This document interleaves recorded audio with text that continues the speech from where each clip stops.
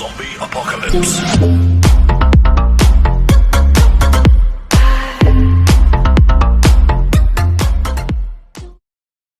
Всем привет, дорогие друзья! Сегодня у нас немножко необычное видео. Хотя почему необычное? Потому что канал называется это NeoGaming, и здесь выходит только музыкальные реакции. Почему это должно быть именно так? Сегодня у нас Hearthstone Battlegrounds обновление 21.2. Решил разобрать, потому как играю, интересуюсь. Рейтинга, конечно, не так много, так что будем разбирать с высоты, либо с дна, скорее всего, своих там 9000 рейтинга. Будем посмотрим, послушаем, как говорил Декар Кайн. Stay a while and listen. Поизучаем. Так, я думаю, приступаем. Какие у нас особенности здесь? Давайте, чтобы слишком сильно видео не затягивать до получаса, я надеюсь. Новая механика месть, то есть она триггерится после гибели определенного числа существ игрока. То есть сейчас мы увидим, как это будет в описании. Скорее всего, в скобочках будет, да, какое-то число, там 1, 2, 3. И при гибели стольких существ союзника, своих точнее, ну, союзника, своих, будет происходить эффект месть. Итак, поехали. Общие изменения. Добавлено новое свойство месть в режиме поля сражения. Это погибает X ваших существ, срабатывает некий эффект. Правильно. Продолжительность ходов с 3 до 9 увеличена на 5 секунд. В будущем мы можем дополнительно изменить продолжительность ходов. Ну, плюс-минус неплохо. Призы новолуния больше недоступны. Это спасибо. Итак, хайроллы надоели. Рейтинги игрового режима поля боя обновлены в преддверии нового сезона.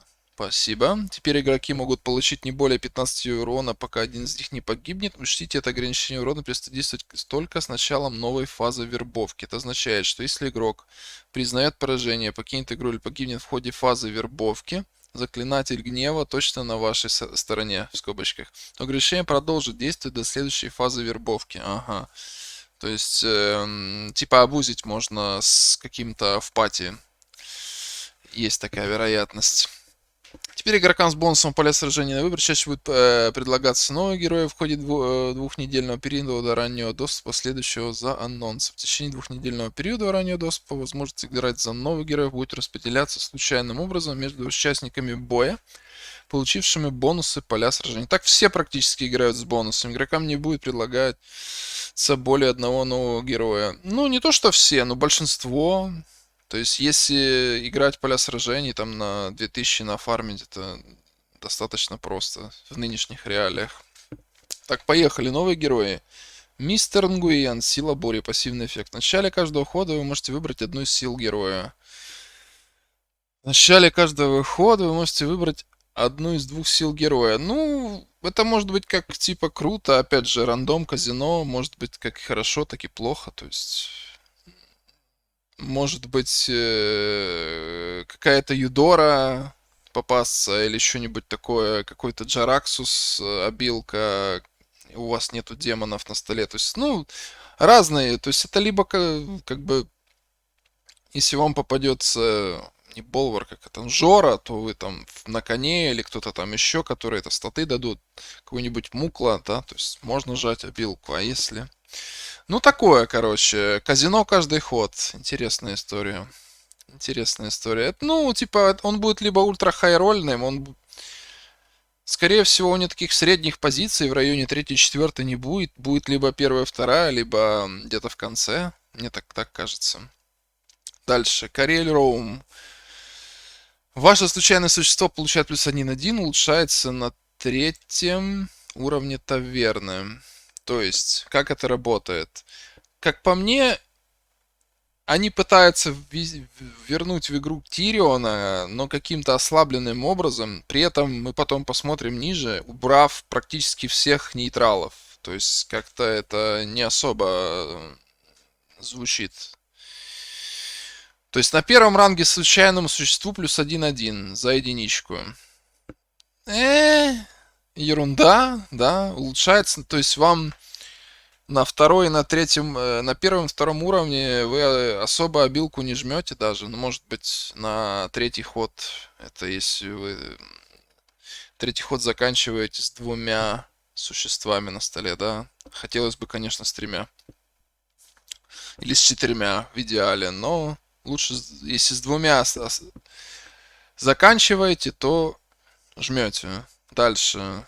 На третьей таверне это будет втроем плюс 1-1 рандомный. Опять же, как по мне, та же королева пыхлевых, она лучше, потому что ты можешь конкретному мобу дать баф, ты можешь купить конкретных существ и их бафать с самого начала игры, а не казино устраивать. Это может быть в конце, вот, допустим, да, на пятой таверне 5 случайных. Это уже, в принципе, неплохо, но, опять же, это пятая таверна. С 5 случайных там бафнуть какого-то, допустим, Ревендера или там Кадгара, чтобы его этот зап Пыщ Фитилькинс, зап по-английски Пыщ Фитилькинс не грохнул. Ну, такое, конечно, сомнительное. Посмотрим, может он и будет хороший. Может я, конечно, не очень в этом разбираюсь, но мне кажется, это сомнительный герой. Этот казино, этот такой маленький-маленький Тирион. И очень-очень слабый. Поехали. Изменяем измененные существа. Мгм. Попрыгуха. Звери. Тир 2. Статы 3-3. Уже неплохо. Эффект предсмертный хрип. Ваш зверь получает плюс 2-2. И этот предсмертный хрип. Ну, выглядит очень круто. Как бы какой-то даже скейл, да. Но главное, чтобы этот зверь умирал. То есть еще тоже на второй таверне, если у вас какой-то дзот стоит, который плюс 1-1 бафнет всем, еще не всегда эта штука разобьется. То есть это вроде как круто, но попробуй еще ее разбей, допустим, на том же третьем ходу. Не всегда. Не всегда разобьешь. То есть, ну, в среднем это очень круто, да, в среднем, но начиная с хода четвертого, да, то есть на третьем ходу это еще может не разбиться. Но карта крутая. Само собой, скейл, плюс синергия с этим зверолиском. Его, по-моему, не убирают. Сейчас мы потом ниже посмотрим. Сточная крыса. Второй уровень. Змерь. Предсмертный хрип. Призывай черепаху 2-3 с провокацией. Ну, провокация это всегда прикольно. Какой-то протект, да. То есть, и опять же, зверь. Опять же, под зверолиска нормально. Опять же, под эту штуку нормально. Синергия хорошая. Таунт это всегда круто. Еще какую-то карту защитить. То есть на него можно спокойно кидать псаря. То есть его таунтить, потом с него будет таунт. Я думаю, хорошая история. Очень прикольная карта. Статы, конечно, для второй таверны слабенькие, но компенсирует десратлом вполне. Друг птиц, третий уровень таверны, месть, ваши звери получают плюс 1, месть 1. То есть после гибели вашего одного союзника, ваши звери получают плюс 1-1 на, то есть на бой. Это не перманентно. Ну, это типа темпа карта, да? Темпа карта, которая что? Которая просто темпа. Здравствуйте, уведомления. Ну, тем более это сам не зверь, статы слабые. Ну, сомнительно, как по мне. Если, как говорит, как профессионалы грейдить, рейтить карты там от 1 до 5, давайте будем их рейтить, да. Это, как по мне, 4 из 5 попрыгуха. Давайте это порейтим, допустим, 3 из 5. Это 1 из 5, как по мне. Может быть, 2 от силы.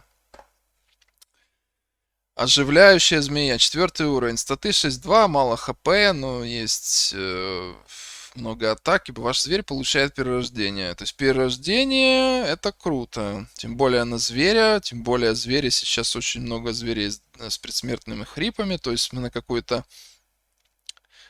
хаймейн кидаем перерождение, и хаймейн сам по себе статов, да, 6-5 плюс 2-2 плюс 4-4 это 10-9, ну и отнимите 4 хп. То есть это что? Это каких-то 20 статов вместе с этой штукой. Это Хайнвайн тоже Сильная карта. То есть перерождение, как оно работает? Оно работает на один ход, скорее всего, правильно? Он же не перманентно бафается. Перерождение. Если перманентно, то это 5 из 5. Если на один ход, ну, скорее всего, 3 из 5. Сильная карта, ну, тоже темповая карта. Вот выиграть бой, она позволяет выиграть бой с легкостью. Опять же, на какого-то сильного... Вот на этого пацана, да?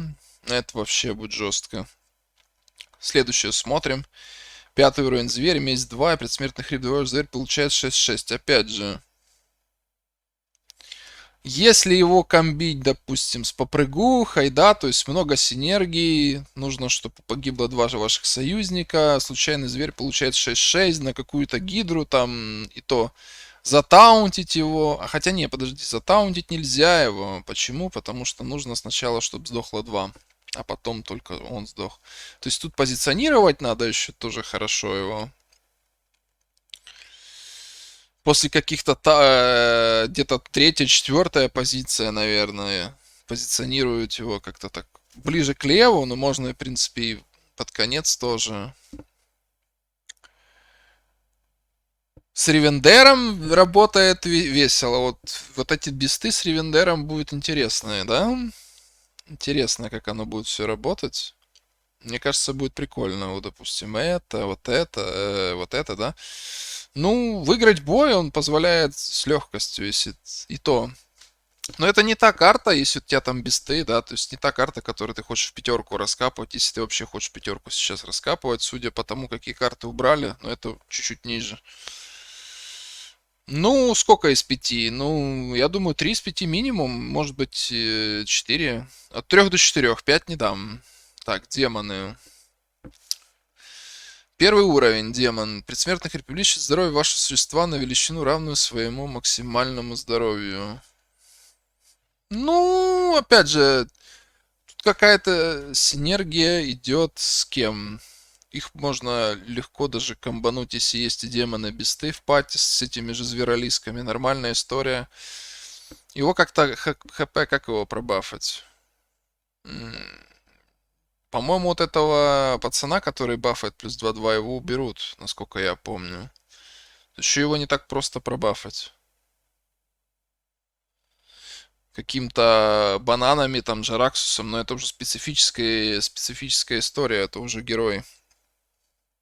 Зависит от героя, да, то есть если какие-то герои, которые бафают существа, там, Дэрилы и так далее, Муклы, Джараксусы, то да, это, конечно, пацан получше.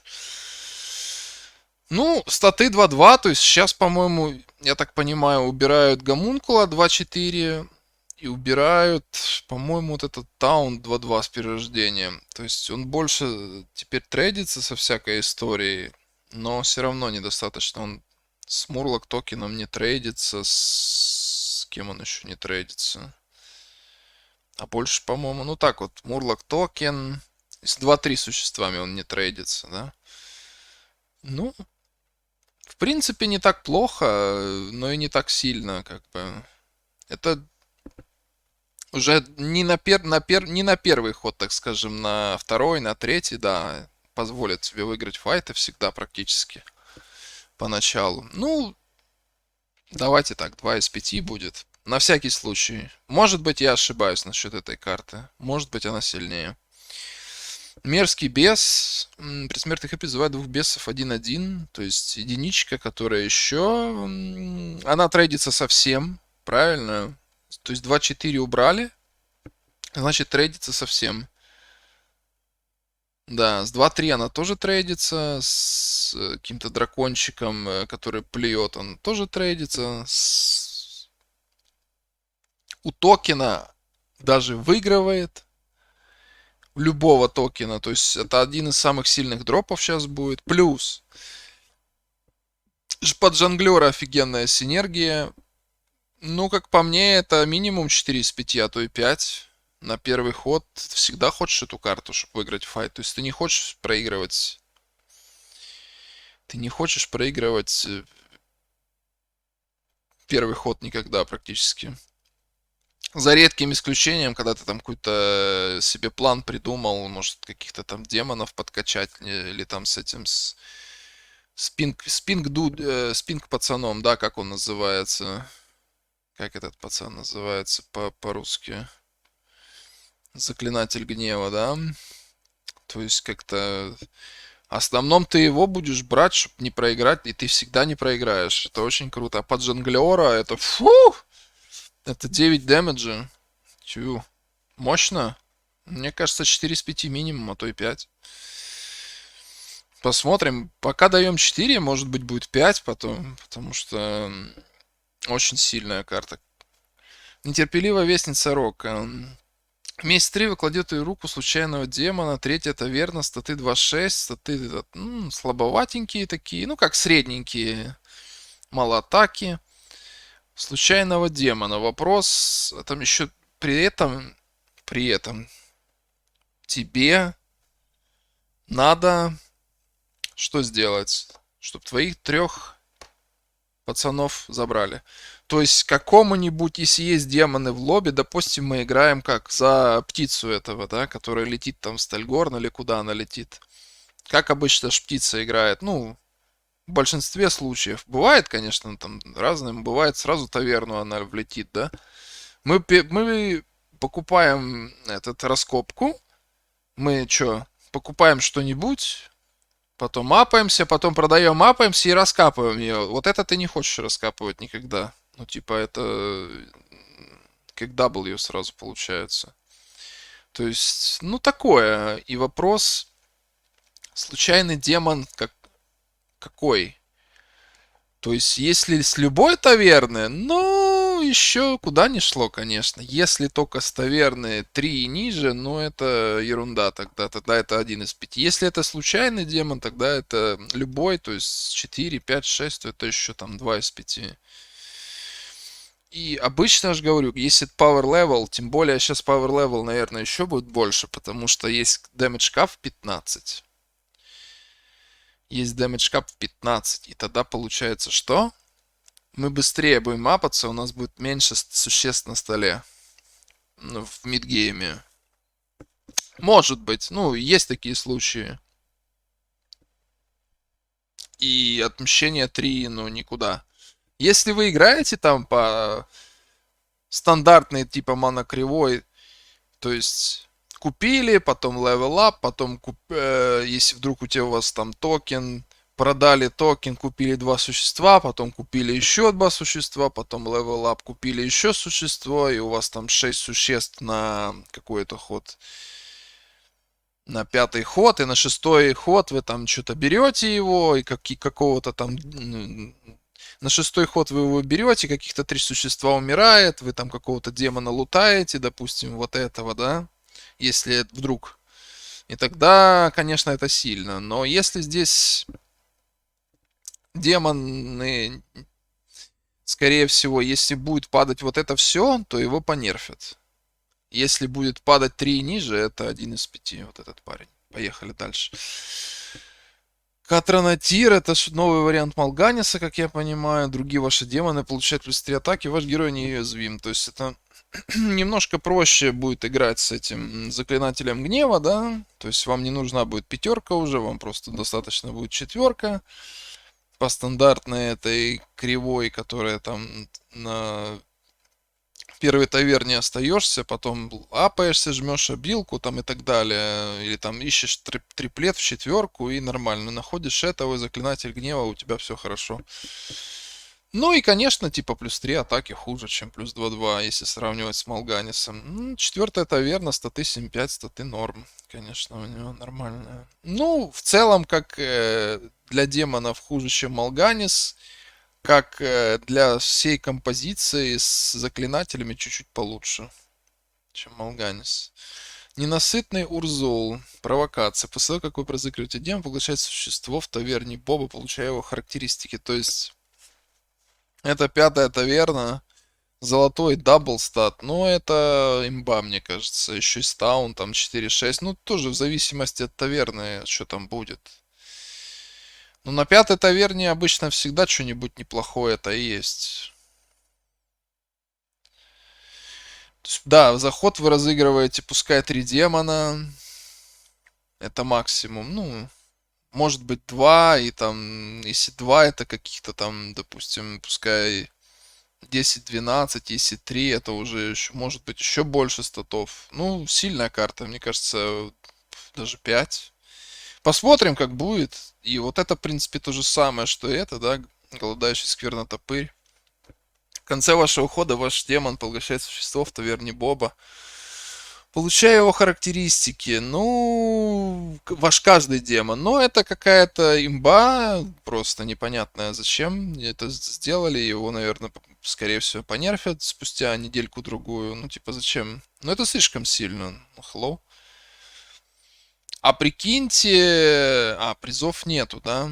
Призов нету.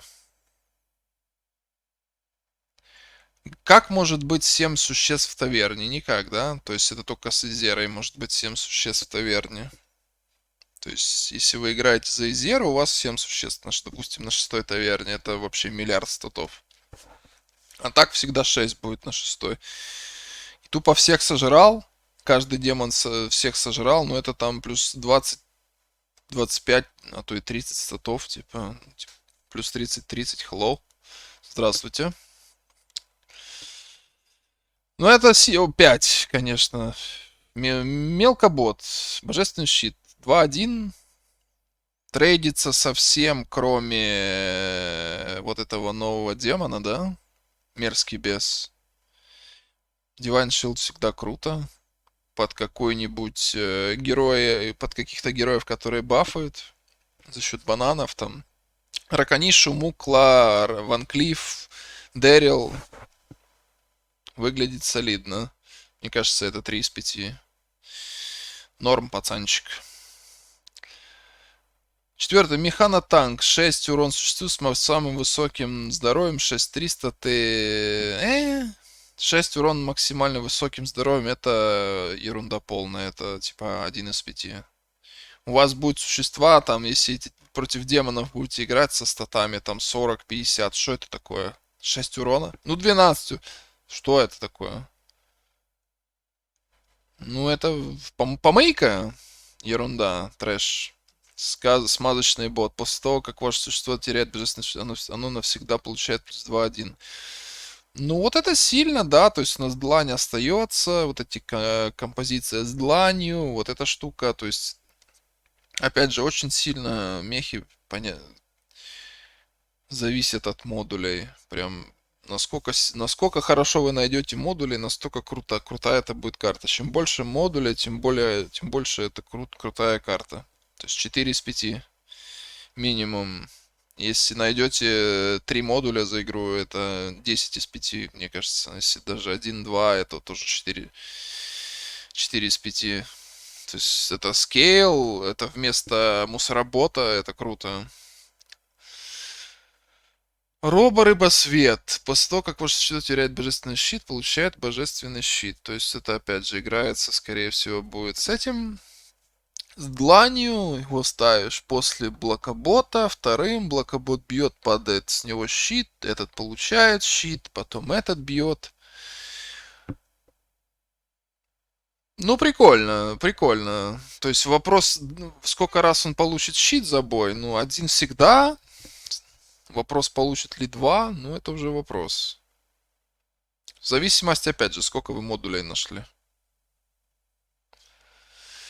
Да. Ну, хорошая карта. Минимум 3 из 5, а то и 4. Посмотрим. Пока давайте так, 3,5 из 5 сделаем. Предсмертный хрип. Омега-крушитель. Призывает 6 микроботов. За каждого микробота, не поместившего на поле боя, ваш механизм получает плюс 1-1. Ну, типа, механизмы получают плюс 1-1 не навсегда. Это уже говно на шестой таверне. То есть это какой-то дорогой ресет просто. Ну, типа, hello. Ну, что это такое? Если бы навсегда, да, это сильно. А так зачем он? Это дорогой ресет? Кому он нужен, дорогой ресет? На шестой таверне. На шестой таверне. Если бы еще была какая-то пятая таверна, ну, может быть. На шестой таверне. Не, спасибо. Ну, пускай будет 2 из 5. Так, на это так чисто. На перспективку. Мало ли там еще люди с ней придумают. Мурлоки. Салона чешуйчатый вожак. Второй уровень, Мурлок. После того, как вы разыгрываете Мурлока, два других ваших Мурлока получают +1 к здоровью. Ну, в ранней стадии игры, чтобы чуть проще жилось Мурлоком, то есть у вас есть этот варлидер, который дает атаку. Вы играете Мурлока, он там чуть-чуть бафает, он сам Мурлок. То есть, если бы у него статы 3-3 были, он был бы хороший. А так, мне кажется, это, ну, 2 из 5, как по мне. Ты не хочешь его раскапывать, когда ты, допустим, нашел Брана, нашел этого пацана, как он называется. Где эта штука? Палеомурлок, когда ты раскапываешь под Браном, ты его вообще не хочешь. Он тебе не нужен. Третий уровень, 2 из 5 максимум. Могучий плавник, третий уровень. Мурлок получает, блядь, 2-1 за каждого другого вашего Мурлока. Ну, вот это ты, допустим, хочешь раскопать, да, под Браном. То есть он получит дабл статы. Обычно же Мурлоки играют с Браном. Потом так без Брана Мурлоки не играбельные. В основном. Если только не какой-то там Poison. А у нас этого Токсифина не будет, который Battle Cry яд. То есть Мурлоки станут еще, как по мне, чуть-чуть слабее. Не чуть-чуть, даже намного. Ну, в принципе, под Браном, да, мы считаем, что Мурлоки играют под Браном, это сильно. Если у тебя full стол Мурлоков, да, то это неплохо. Этого ты пацана можешь раскопать. Потом уже его бафать чем-то другим. Ну, пускай это будет 3 из 5. Не так плохо. Статы, конечно, 4-2, но пойдет. Ой, так. Мурлок шпион. 5 уровень. Месть 3. Ваш Мурлок навсегда получает яд. Один Мурлок, да? То есть у вас... Одну секунду. Kick W.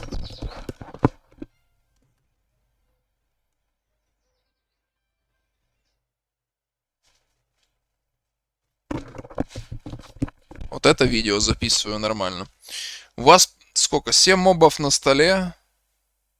Один из них, скорее всего, будет Бран. То есть 2 раза это, наверное, не сработает. Ну, типа, да. Как бы единственный способ получить сейчас яды, но...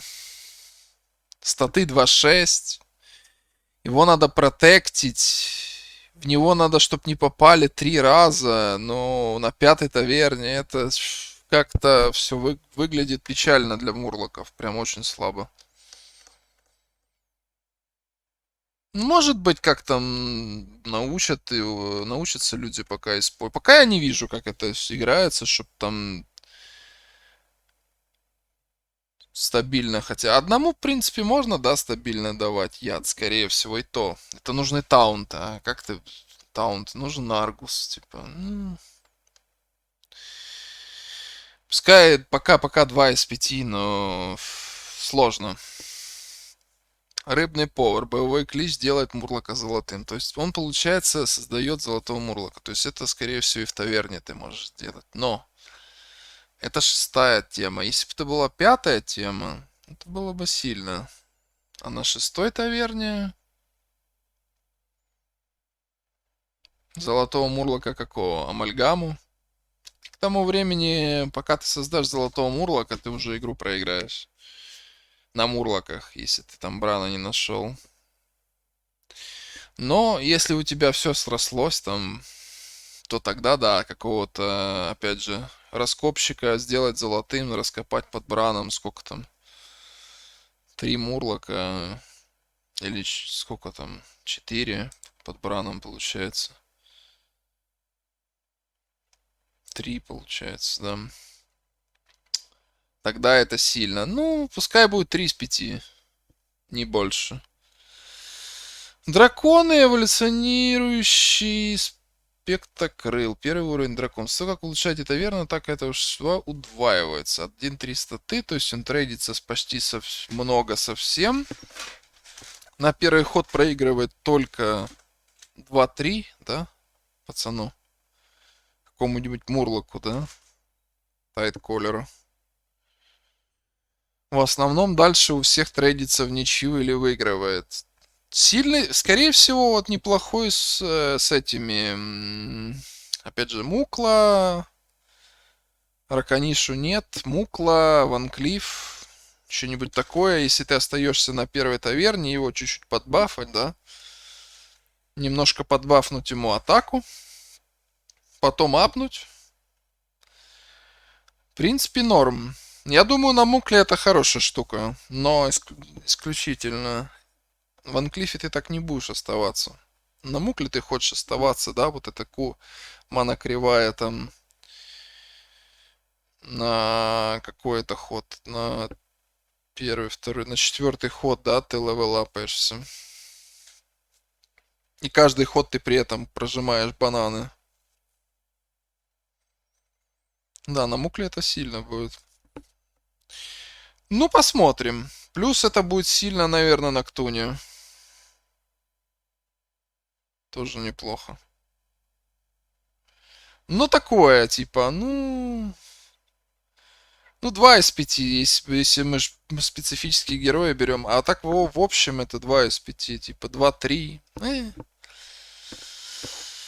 2 из 5. Когда ваш дракон получает бонус к атаке, дайте ему плюс 2 к здоровью. То есть, это типа синергия с этим. Статы 2-4. Сама эта женщина не дракон. Это вместо королевы этой... Ой, не королевы, этот... Вместо вот этого чувачка, да? Как он называется? Правильно, по-русски. Вместо восковсадник вихлепых, да? То есть вместо него это... Ну, такое, тоже 2 из 5, посмотрим. Может, что-то и придумают с этим. Не знаю.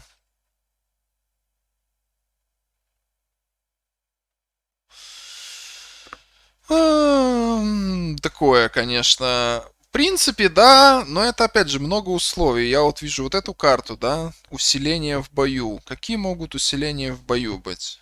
Это Нзот. То есть, если мы берем Нзота с этой штукой и с этой штукой, бафается атака. Уже будет 5-5. Плюс 2 здоровья. 5-7. Ну, опять же, Нзота попробуй найди. Не всегда найдешь. Нзотом вот это смотрится круто. Ну, не круто, но неплохо. Немножко скейла, да, там в бою тебе будет. А так, 2 из 5 это... То есть синергии с этим начало боя. Соседние существа получают плюс 1-1. Ставим его рядом с этим, да. Опять же, надо найти это. Ставим рядом с этим. У нас на столе вот эта штука. Какой-то еще паранзот. Ну, как сколько-то статов это подруга наберет. Может быть, люди научатся ее это. Может, пока мы не понимаем, как набрать статы, но это вместо этого, да? Голодного дракона, правильно? Вместо Хэнгри Драгона. Вот он. Оголодавший дракон. Ну, может быть лучше, может быть хуже. В каких-то ситуациях лучше, в каких-то хуже. Это синергирует с этим, да, карта. Выставочный дракон. Начало боя соседние существа получают плюс 1-1 за каждого вашего дракона. Ну, такое. Это 3 из 5, это тоже пока 3 из 5, темпа карта. Ну, драконам не хватает мидгейма, да. Вот они его дают им, чтобы хоть пережить как-то мидгейм. Здесь, когда 4 уровень дракон, порождение огня престор. Когда другой ваш дракон атакует, наносит цели 3 урона. Ну, типа жонглер. Статы жонглера, только 4 таверна. То есть перед тем, как ты атакнешь, допустим, механизм, да, снимет бабл. Ну, для как снятия баблов прикольно. Почему бы и нет? Но опять же, снятие баблов у нас есть гуля. И типа, hello. Ну, как жонглер какой-то получается. Жонглер на 4 таверне тоже своеобразное. Ну, тоже вот mid-game option, да, как бы mid-game опция для тех, кто играет на драконах. Ну, может быть, неплохо. Ну, пускай будет 3 из 5 тоже. Пираты пошли. Отважный корабел. Второй уровень. После того, как вы улучшаете таверну, добавляйте в таверну Боба случайного пирата. Ну, то есть, типа, да, вы берете перед левелапом вот этого пацана, жмете и хотите либо вот тир 3 пацана, либо вот этого, либо соленый моряк, да, салтилютер. Правильно я называю по-русски? Морской мародер, соленый моряк. Соленый моряк. Мародера, да, либо вот этого нового пацана, морской контрабандист. Вы хотите его, чтобы он у вас появился. Если вам попадается какая-то штука типа Йохохогра там или надраиватель там и так далее, или, ну, шалопайка, когда еще иногда пригодится, надраиватели там всякие и так далее, не очень, да? Ну, такая, 2 из 5. То есть, статы неплохие, да? Ну, одноразовая история, как по мне. Вот эта штука, это одноразовая история. Морской контрабандист. Если в конце вашего хода есть еще один пират, вы кладете в руку... Если в конце вашего хода у вас есть один пират, ага, золотой, то есть... Я думал в конце вообще боя, это в конце хода. Ну да, монетки можно пофармить. То есть сейчас я так понял, вот эту штуку, вот эту бодягу уберут. Страж древности уходит. Монетки фармит, что теперь, только пират? Ну, крутая карта, статы такие же, как у мародера. То есть монетки это прикольно всегда. Почему нет? 2 монетки, это еще лучше. Да. Так что как-то так. И 3 из 5 минимум, то и больше.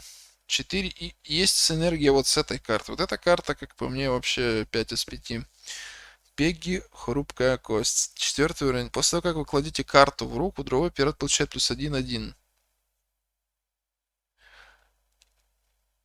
Другой случайный. То есть у вас пираты. Карта. То есть вы покупаете. Это карта. Вы берете монетку в руку. Это карта. Вы берете эти бананы. Это карта. Вы берете осколки в руку. Это тоже карта. То есть это все карты. Эта штука, особенно если она золотая, ой, она поскейлит серьезно. Это крутая карта. Мне кажется, минимум 4, а то и 5 из 5. Посмотрим, пока я бы дал типа так 4,5 из 5, но мне кажется даже 5. Смотрим дальше. Тони 2 клыка. Месть 5. 5 существ должны погибнуть. Другой ваш пират навсегда становится золотым. Если это происходит, это имба. Вопрос, произойдет ли это? И надо, чтобы его не заснайпили. Ну, вероятность, как говорил классик, вероятность резиста крайне мала, но она есть. Но я думаю, если это происходит, то вы, наверное, может даже выиграете игру, там какую-нибудь вот эту штуку, да, зазолотить. Хогера, Элизу золотить. Возмездие 5 с шалопайками, да, то есть 2 шалопайки это уже 4. Если их там затаунтить, опять же, много условий, таунтить шалопайки, это уже 4 пирата. Еще один любой другой. Да, ну, Элизу золотить то, что надо. Топчик. Но пока давайте 3. Она офигенный потенциал, да, имеет. Типа, но не всегда реализуема. 6 уровень пират, раз в 2 хода вы кладете в руку случайно золотое существо. Ну, то есть сразу не кладет, сразу кладет только золотое. То есть если вы Рено, вы это золотите 100%. С капом дэмэджа на 15 никто не вылетает. Если вы находите Т6, сюда это автозолочение, да? Авто вообще, просто с автоматом. Если это не Элиза какая-нибудь, да, может быть Калесгас, если у вас там драконы на столе. Если у вас ничего нету, да, у вас какая-то дичь там происходит на столе, ну, какая-то солянка, чтобы вы там выживали. и вы копаете. Но опять же, условие какое? Рено. Да, то есть вам нужно, чтобы у вас был запас по здоровью. Вам нужно, если вы это копаете за Рено, допустим, пока все живы, и у вас больше 15, вы выигрываете игру, правильно? Я понимаю. В основном. Я думаю, да. Опять же, если это золотое существо до того, как кто-то умер, и до...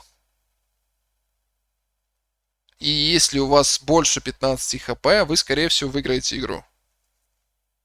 Вероятность большая, потому что вы каждый ход будете раскапывать, вам будет давать золотое случайное существо, плюс вы еще будете копать. Это, типа, забейте, это все, это победа.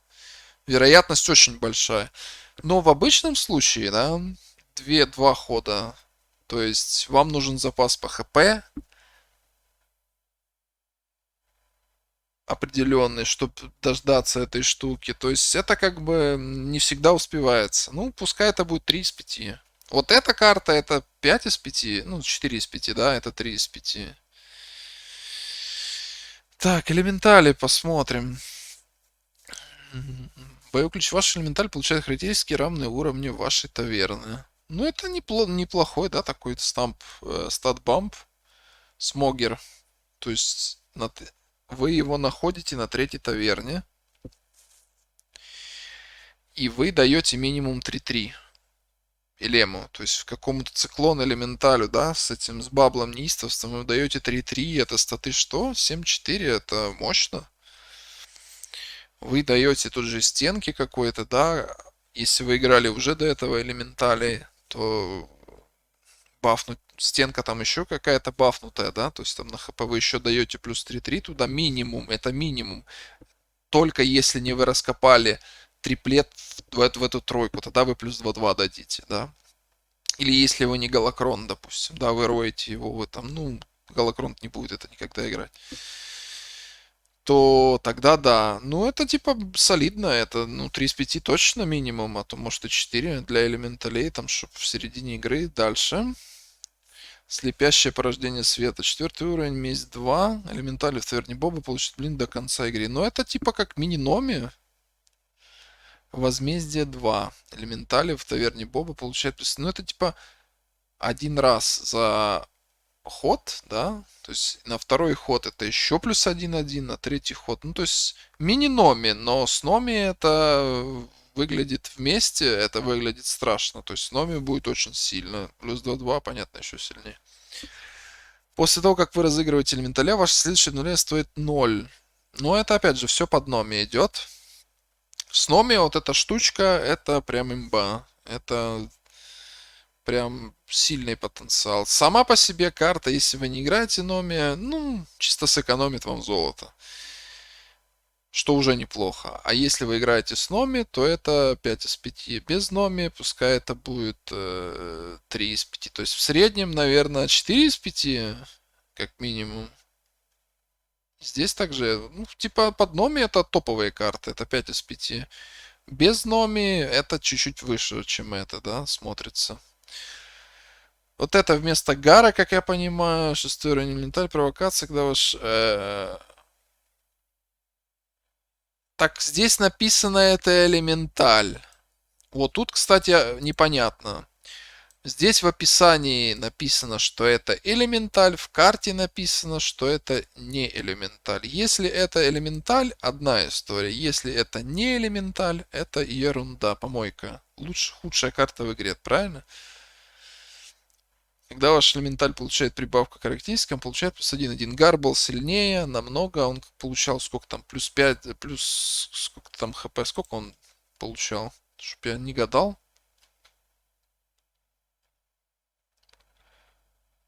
Плюс 1 здоровья за каждого вашего элементаля. Пускай у вас 5 элементалей на столе, плюс 5 хп намного сильнее, чем вот это. Если это элементаль, немножко лучше. Если это не элементаль, это 1 из 5. Дальше, свинтусы. Расщепитель самоцветов. Третий уровень свинобраз. То, как ваше существо теряет божественный щит, вы получаете игровой самоцвет. То есть какая-то синергия с этим. С мехами есть небольшая. И вот с этим будет пацаном, да, они синергировать неплохо. Где он? Где этот пацан?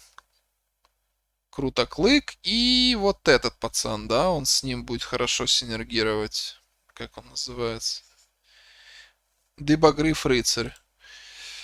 Дальше. Нейтральные карты. Нейтральные карты. Поехали, да? А, это все по свинтусам, да? То есть это немножко такая... А, и, по-моему, нам уберут одного, эту троечку, да, которая с Десратлом дает самоцвет, который намного сильнее, чем эта карта. Так что чуть-чуть типа нерв, да. Нейтральные карты. Вот нам дали нейтральные карты какие-то в замену. Процветающий флорист. Смесь 3 находится по находящийся по обе стороны существа получает плюс 2, 1 навсегда? Или нет? А английская версия что говорят? Английская версия что говорит? Давайте посмотрим. Permanently? Или нет? Может тут перевод? Permanently.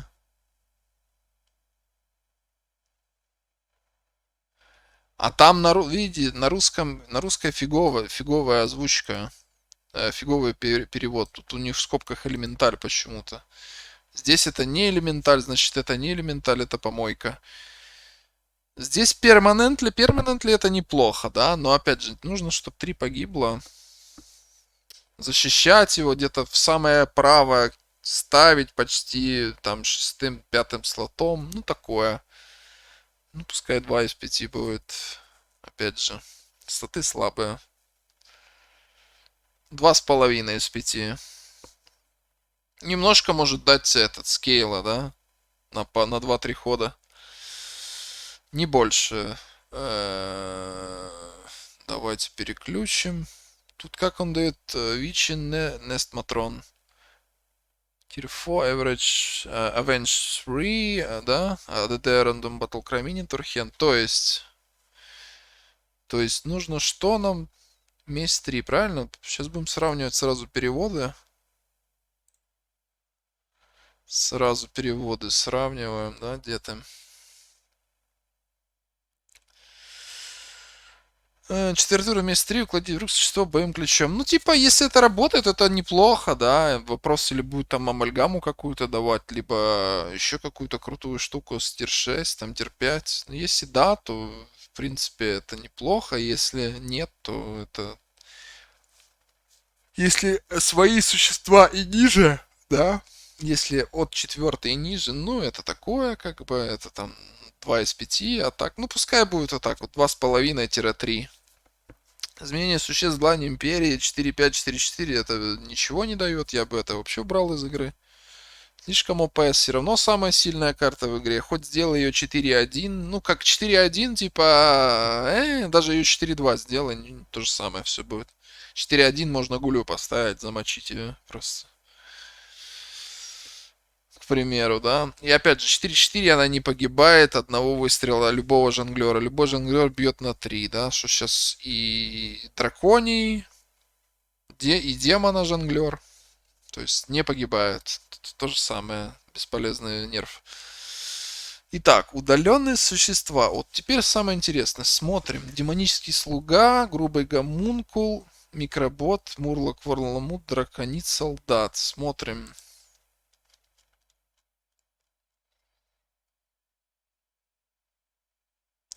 Гомункул, ну это хорошо. Слуга. Вот эту карту же, мне эта карта нравится. Я не знаю почему. Ну, типа, она как бы слабая, когда ты берешь ее на тир 1, да, но у нее есть сильный, ну, как неплохой потенциал, когда ее бафнешь. То есть, да, она слабая на первый ход, но есть некоторые штуки, благодаря которой можно, некоторые файты, благодаря которой этой карте можно выигрывать. Это нафиг с пляжа, правильно. Драконит солдат вместо таунта. Ну, типа, эту не жалко, эту мне чуть-чуть жалко, это не жалко. Кто там еще убрался? Волномут это нафиг с пляжа, и микробот тоже туда же. И этих две карты играл только пирамида, и то, и все в основном. Ну, микробота чуть чаще, конечно, чем у волномута.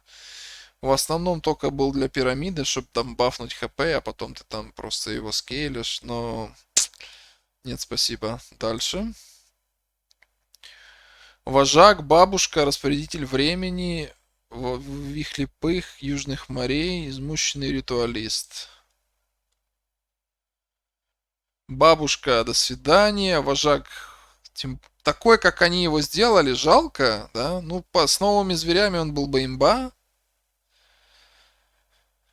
Дальше капитан Южных морей теперь будет патчи намного сложнее в ранней игре. Патчи за счет этого рулил. Теперь патчи будет хуже.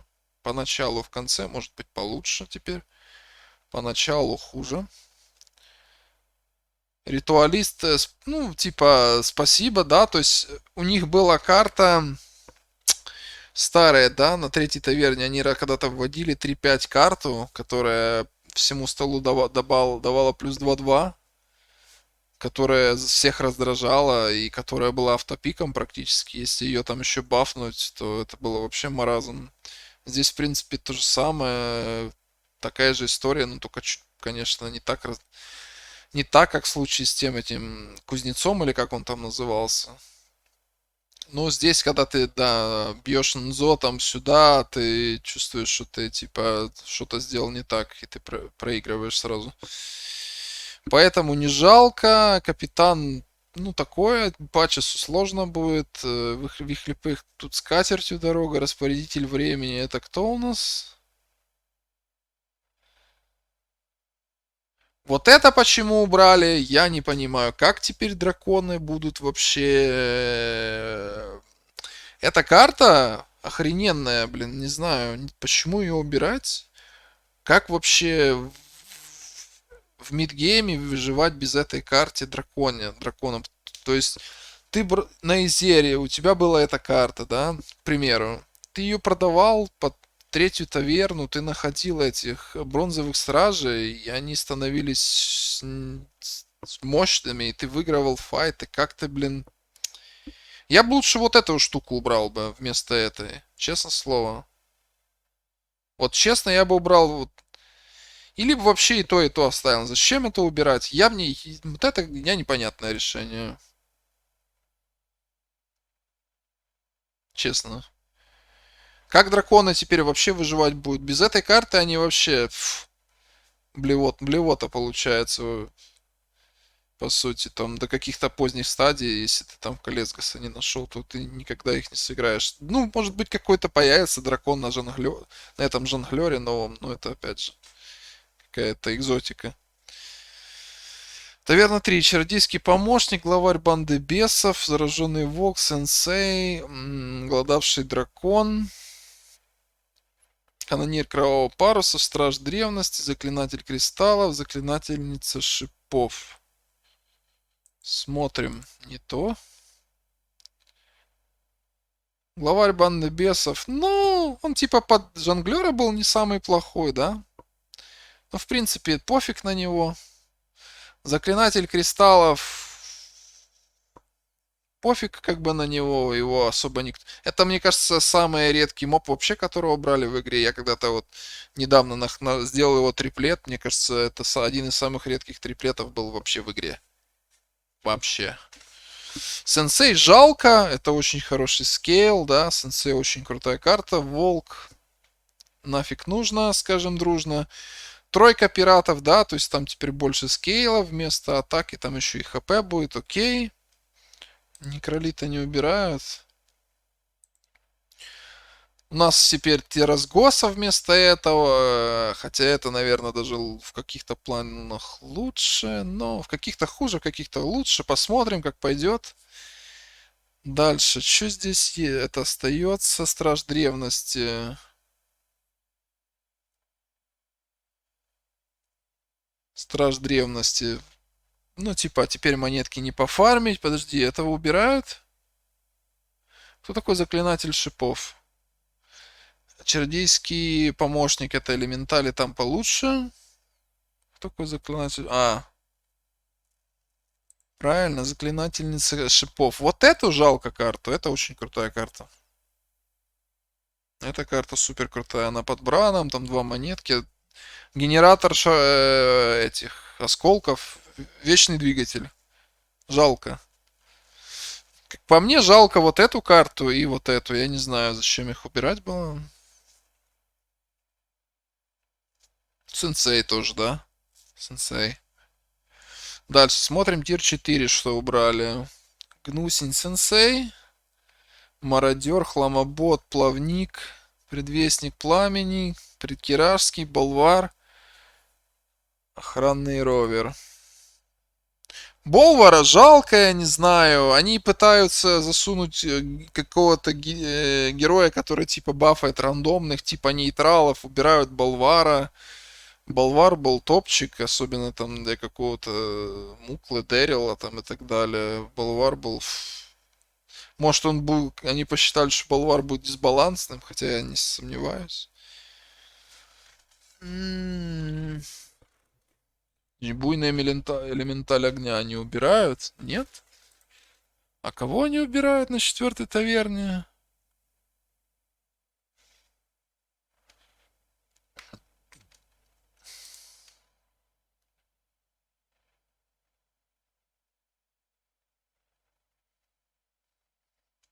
Гибельный мародер. Вот этого убирают, да, пацана-демона? Ну, как ввели, так и убрали, как бы ни холодно, ни жарко. Дальше что? Гнусень сенсей, да? Плюс 2-2 зверя убирают, да? Ну, в принципе, да, с учетом, какие штуки зверь получили, ну, получил, допустим. Кого там дальше? Кираски, не знаю. Ну, типа, видимо, да. Как там я вчера одного хай-левел товарища смотрел, видимо, хотят, чтобы на топ-4 не играли, либо пан, либо пропал. То есть эта карта тебе, ты мог спокойно с ней играть на топ-4 и не париться. Как, допустим, будет играть сейчас Серакрон, непонятно. Он без нее вообще не играбельный, без этой карты. Типа, зачем тогда убирайте Серакрона из игры, он не играбельный без этой карты. Тогда вот этого еще тоже убираете. Ну, типа, раз убрали это, убирайте вот это. Типа, ну, странные какие-то, типа, с одной стороны, решения. Мне эта карта, ну, типа, не холодно, не жарко. Ну, такое, она прикольная. Почему бы нет? Так, кто тут у нас? Охранный ровер, ну, минус ресет. Нам там добавили, да, четвертых мехов. Вот эта штука вроде остается, да. Кого убрали? Предвестник пламени. Вот это убрали.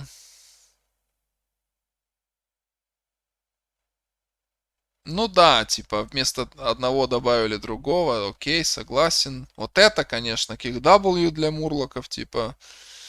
Этого поменяли на лучшего механизма. Это KW для мурлоков. Кого там еще забрали? То есть здесь жалко мне Болвара. Вот это типа жалко даже больше, чем не жалко. Ну потому что, типа, опять же, берите Серокрона тогда из игры, зачем? Берите это из игры. Если вы все с провокацией убираете, они ж убрали... Подожди, тут где-то английский. Разве в английском, по-моему, 6, не? Мобов.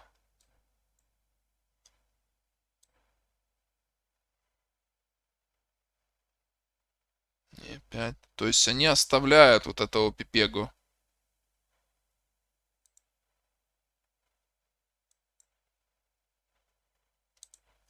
Вот эту пипегу они оставляют на 1-1, да? Где-то. Калит Ктуна. Ну, на самом деле непонятно вообще ни хрена. Зачем вы убираете это? Вам вот эта штука, она типа выигрывает игру в очень лимитированных случаях. Опять же, за Серокрона или опять же в слабых лобби. В сильных лобби эта штука никогда игру не выиграет. Зачем ее убирать, непонятно. Остальные типа замены понятно. Ну, вот это кик W для мурлоков, понятно. Типа мурлок и рип вообще, наверное. Это как бы не холодно, не жарко. Болвара жалко. Поехали Т5, и, по-моему, вот здесь самая печалька. Это Митракс, как по мне. Что тут? Старший Крошер Снида, Надпегал, Морской Голиаф, Толстокожий Дикорог, Митракс, Развоплотитель, Малганис, Безликий, Гость Таверны. То есть... Безликий Посетитель это типа одна из самых сильных, если не самая сильная карта в игре. Видимо, посчитали реально, что имбаланс будет где-то с новыми золотыми картами. Это непонятно. Зачем ее вводили тогда? Жалко. Кто тут? Малганис, понятно, нам заменили. Митракс, типа, вот это для меня непонятно, хоть убейте, почему. Морской Голиаф надпегал, нам дали замену, да. И теперь тир 5 нам дали замену на что? Нам дали замену на что? На вот это? Ну, здравствуйте. А тир 5 пиратов, типа, получается, нету. Типа, вот этот один-то что дали. И Хогер, да? Ну, кстати, да, больше вероятность теперь найти того пирата, что нужно, как бы. Пегал, да, а вот этого ты в редких ситуациях хотел, да, то есть он специфический довольно товарищ, его типа там как-то под Хогером бафнуть этой силачкой, да, чтобы он там оверкилл делал. А так у тебя останется Хогер новый, то есть поменьше, типа, относительно не высокоприоритетных пиратов. Но Пегал это всегда value было. То есть, ну, допустим, там какой-то value тоже там завезли. Ну, окей, убрали.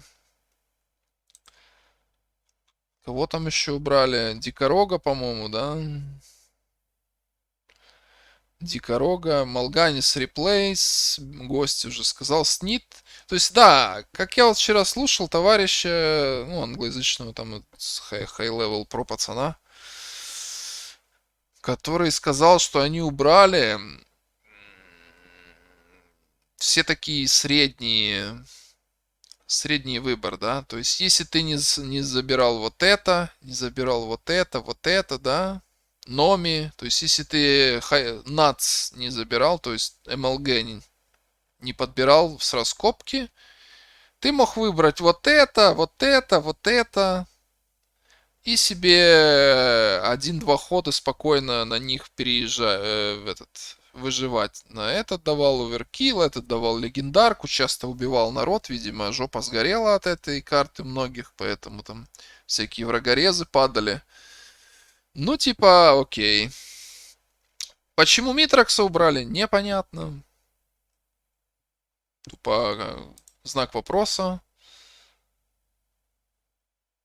Таверна 6, Волнорез, Лейтенант Гар. Лейтенант Гар, понятно, убрали, дали нам нового типа Гара, который не элементаль, который ерунда, помойка. Ну и корабль, видно, тоже всех триггерил. Когда из корабля падали всякие Элизы. Элизу, типа, все говорят, что лучше по Элизу убрали. Не знаю. Должна быть какая-то имба. Win condition должен быть какой-то на шестой таверны, кроме... Калесгас это не сразу win condition, а это сразу, ну, типа... И тут тоже не сразу, но это дает огромные статы, конечно. Элиза огромные статы дает. Пускай, может, она останется, может, потом ее понерфят до 1.1, я думаю, и да и все.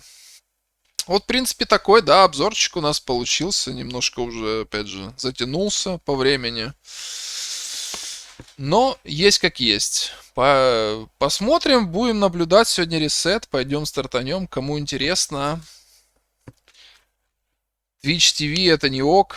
Залетайте, будем учиться, будем ошибаться, будем пробовать, что-то экспериментировать, смотреть новых героев. Пропуск, если дадут купить, сразу возьмем вот этот за 2000, да, и будем там выбирать новых героев. А так, в принципе, все. Подписывайтесь. С вами был Это Не Ок. Я думаю, чаще выпускать по Хардстоуну видео в необозримом будущем. Только надо придумать, в каком формате, в каких-то хайлайтах или там полностью игру записывать, да. То есть там какую-то прикольную игру, допустим, а-ля Нзот, Бомбы, Ревендер, там, Конгор, что-нибудь такое, да.